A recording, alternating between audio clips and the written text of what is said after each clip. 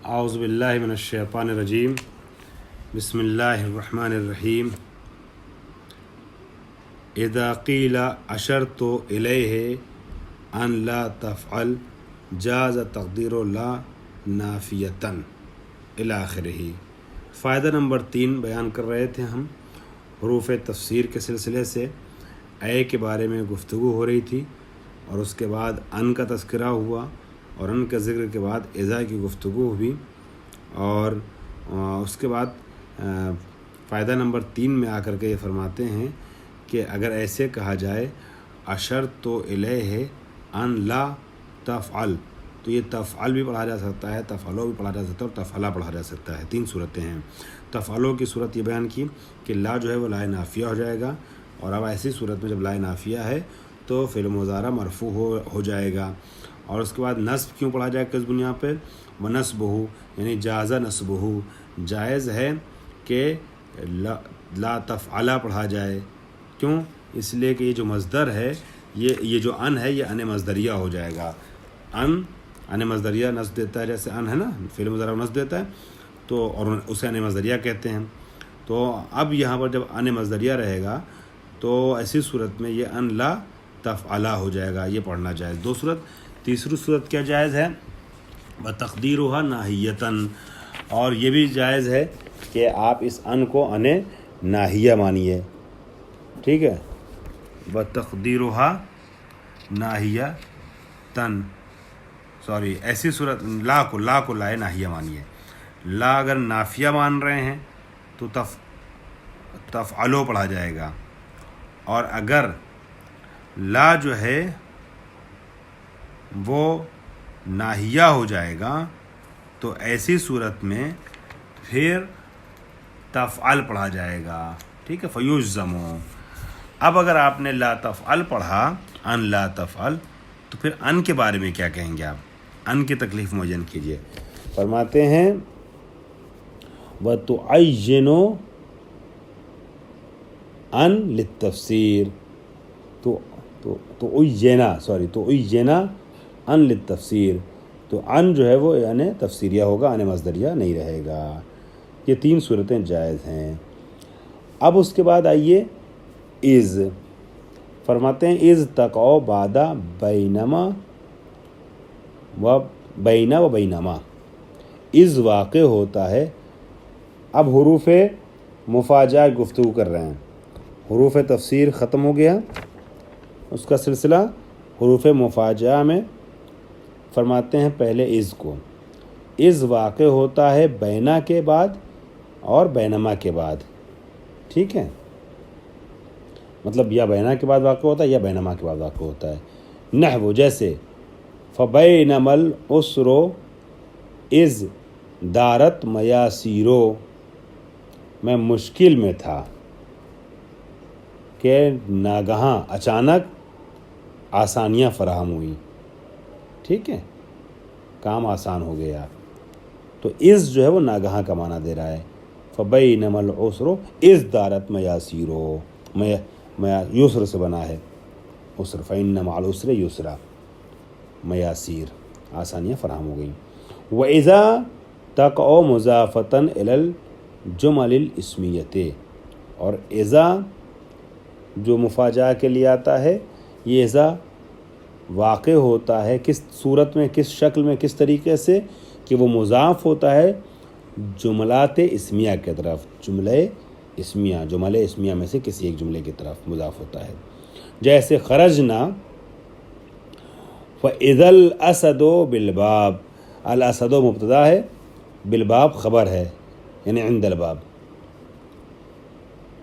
مبتدا اپنی خبر سے مل کر جملہ اسمیہ ہوا نا، جملہ اسمیہ خبریہ۔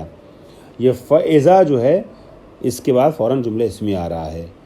وہی فرما رہے ہیں کہ اذا تقع مضافۃ الی الجمل الاسمیۃ، اذا واقع ہوتا ہے جملہ اسمیہ کی طرف مضاف بن کر کے۔ خرجنا میں نکلا، فَإِذَا الْأَسَدُ بِالْبَابِ، یعنی اچانک میں نے دیکھا، ناگہاں دیکھا کہ دروازے پہ کون ہے؟ کیا ہے؟ شیر ہے۔ یہ حروف مفاجہ کی گفتگو تھی جو بہت مختصر لفظوں میں تمام ہوئی۔ اب حروف، اگر البتہ اس کی تفصیل پڑھنا ہو تو مغنی باب رابع کو آپ لوگ اٹھا کے دیکھیے گا، اس میں از کی اور ازا کی تفصیل باب اول میں، باب رابع نہیں، باب اول میں تفصیل بتائی گئی ہے۔ حروف و استقبال، ہم تیسرے مرحلے میں پہنچ گئے اور کیا پڑھ رہے ہیں؟ حروف استقبال پڑھ رہے ہیں۔ یہ سین ہے اور صوفہ ہے، ٹھیک ہے؟ تو خلصان المضارع للاستقبال، یہ جو سین اور صوفہ ہے یہ دونوں مضارع کو خالص بنا دیتے ہیں مستقبل کے لیے۔ آپ کو پتہ ہے کہ مضارع میں دو معنی پایا جاتا ہے، یقولو کہتا ہے یا کہے گا، ٹھیک ہے؟ لیکن جب سین یا صوفہ داخل ہو جاتا ہے تو حال کا معنی نہیں پایا جاتا ہے، صرف استقبال کا معنی پایا جاتا ہے۔ مضارع میں دو معنی پایا جاتا ہے، حال کا اور استقبال کا فی نفسے، لیکن جب سین اور صوفہ آ جاتا ہے تو حال کے معنی کو ختم کر دیتا ہے، مضارع کو مخصوص کر دیتا ہے، خالص کر دیتا ہے استقبال کے معنی میں۔ دونوں کا سیم کام ہے، مگر غیر انہ، یعنی دونوں مضارع کو مخصوص کرتے ہیں استقبال سے، غیر انہ صوفہ، ذرا سا فرق ہے دونوں میں۔ غیر انہ صوفہ اطول زمانا من السین، مگر یہ کہ صوفہ کا زمانہ سین کے مقابلے میں کچھ طولانی ہے، یعنی کچھ رک کر کے ہے۔ جب عنقریب بتانا ہوتا ہے مستقبل قریب میں تو سین کا استعمال کرتے ہیں، صرف مستقبل کا ذکر کرنا ہوتا ہے تو صوفہ کا استعمال کرتے ہیں، ٹھیک ہے؟ تو اطول و زماناً یعنی تھوڑا سا رک کر کے، کچھ رک کر کے، میں نے سین کے آگے لکھے گا فوری یا فوراً۔ فرماتے ہیں فائدہ، اکثر ما تستعمل السینو، سین جو ہے وہ زیادہ تر استعمال ہوتا ہے وعد اور وعید میں، جب کسی چیز کے لیے بشارت دینی ہو، خوشخبری دینا ہو یا کسی چیز سے ڈرانا ہو، عذاب وغیرہ سے۔ مثال دیکھیے گا، اولئک سنؤتیہم اجرا عظیما، یہاں بشارت کی، وعد کی مثال ہے، یہ لوگ وہ ہیں کہ جن کو عنقریب ہم اجر عظیم عطا کریں گے۔ وقت تستعمل فی الوعید، اور کبھی کبھی ایسا ہوتا ہے کہ یہ سین جو ہے وعید کے معنی میں بھی استعمال ہوتا ہے، ٹھیک؟ نحو، اچھا وعد و وعید دونوں میں استعمال تو ہوتا ہے، مگر ذرا سے ان دونوں میں فرق ہے، یہاں بھی ایک فرق یہ ہے کہ وعید کے لیے استعمال ہوتا ہے مگر قد، آپ کو پتہ ہے کہ ابھی آگے آ بھی رہا ہے کہ قد جو ہے وہ اگر مضارع پہ استعمال ہوتا ہے تو تقلیل کے معنی کو سمجھاتا ہے نا، تو کبھی کبھی وعید، ورنہ زیادہ تر سین استعمال ہوتا ہے وعد کے لیے۔ وعید کی مثال، وَسَيَعْلَمُ الَّذِينَ ظَلَمُوا أَيَّ مُنْقَلِبٍ يَنْقَلِبُونَ، عنقریب جان لیں گے ظلم کرنے والے، ظالم عنقریب جان لیں گے کہ کس بازگشت گاہ، کس منقلب اور کس پلٹنے کی جگہ پہ وہ پلٹائے جا رہے ہیں، یعنی ان کا ٹھکانہ کیا ہے، ان کا نتیجہ کیا ہونے والا ہے، عنقریب ان کو پتہ چل جائے گا۔ یہ ہے سین کی گفتگو اور صوفہ کی گفتگو۔ اب آئیے تمرین کے اوپر، ذرا سی تمرین دیکھ لیتے ہیں، مگر آپ سے تاکید ہے، میں بار بار تاکید کر رہا ہوں کہ استاد کا کام ہے رہنمائی کر دینا، لیکن عملاً جو ہے وہ شاگردوں کو یا شاگرداؤں کو تمرین کو حل کرنا پڑتا ہے۔ تو مواد العربیہ کی ساری تمارین آپ حل کیجیے گا، میں نے جیسے پہلے بھی عرض کیا کہ اگر ساری آپ نہیں حل کریں تو کم سے کم بیس و بنیاد کو سمجھ لیں، تاکہ ان میں سے کوئی ایک ترکیب بھی آ جائے امتحان میں، تمرین تو آپ اس کو حل ضرور کر لیجئے گا، ٹھیک ہے؟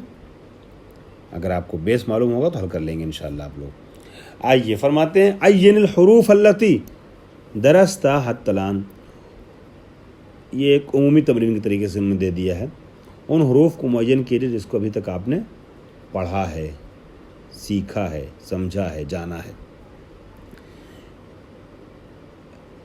قرآن مجید میں ارشاد ہوتا ہے سورہ یاسین کی آیت نمبر 60، الم آحد الیکم یا بنی آدم ان لا تعبدوا الشیطان انہ لکم عدو مبین، اے فرزندان آدم، کیا تم سے یہ عہد نہیں لیا گیا تھا کہ تم شیطان کی عبادت نہیں کرو گے، اس کی پیروی نہیں کرو گے، بے شک وہ کھلا ہوا دشمن ہے تمہارا۔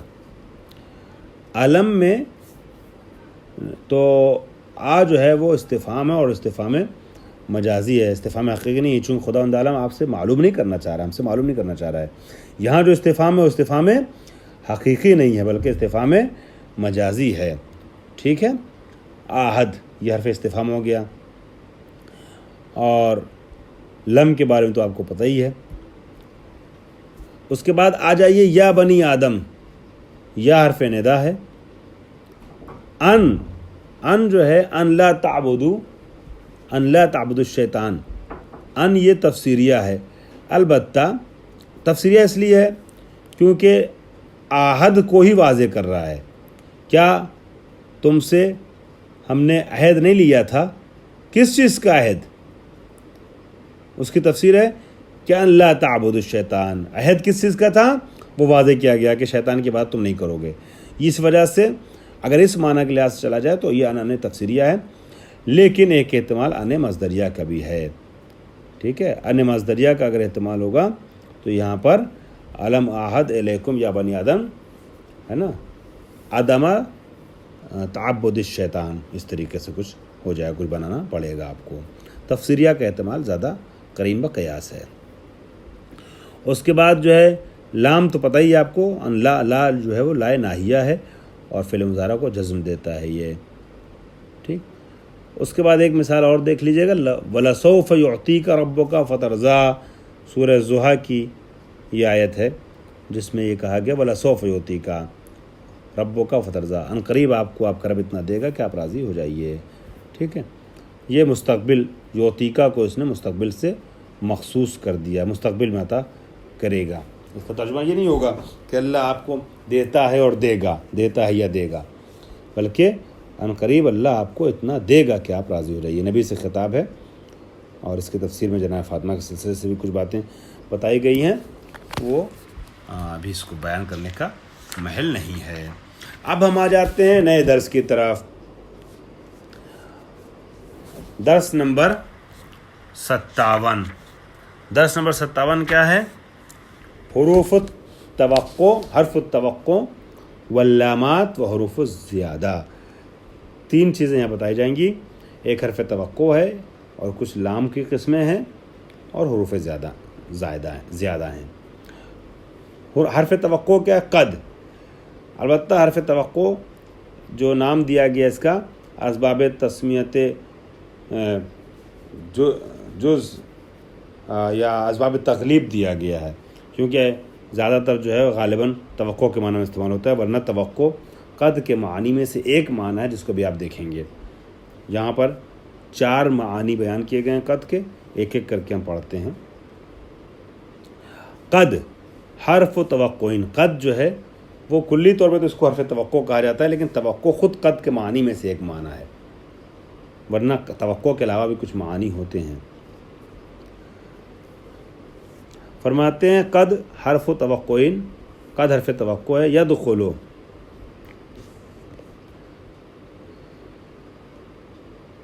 یدخلو علی الماضی فیفید التحقیق. قد جو ہے وہ داخل ہوتا ہے ماضی کے اوپر اور یہ فائدہ دیتا ہے تحقیق کا. ہم اردو میں ترجمہ کہتے ہیں بتحقیق ایسا ہوا. وَيُقَرِّبُ زَمَانَهُ مِنَ الْحَالِ، نہ صرف یہ کہ تحقیق کا معنی دیتا ہے بلکہ ماضی جو ہے ماضی بعید سے نکال کے ماضی کے معنی کو ماضی قریب سے نزدیک کر دیتا ہے. حال کے یعنی جب بولا جا رہا ہے اس وقت سے قریب ہے. زمانے قول و بیان سے بہت قریب ماضی میں یہ عمل انجام پایا ہے. جو قربو زمانہ کے اوپر آپ لکھ لیجیے نمبر ڈال کر کے کہ یعنی زمانے قول و بیان یعنی حال سے بہت قریب ماضی میں یہ عمل انجام پایا ہے. جیسے قد ذهب زید، بتحقیق زید گیا نہیں، گیا بھی، ماضی بھی ہے اور ابھی جلدی گیا. قد شفی العلیل، مریض بتحقیق مریض جو شفا پا گیا. کب شفا پایا؟ 1 مہینہ پہلے؟ نہیں، ابھی جلدی شفا پایا. جب ہم بول رہے ہیں اسی وقت اس کو قد تحقیقیہ کہتے ہیں. اس کے مقابلے میں قد ہے قد تقلیلیہ. اس کو اگلے درس میں انشاءاللہ بیان کرتے ہیں. وآخر دعوانا الحمدللہ رب العالمین.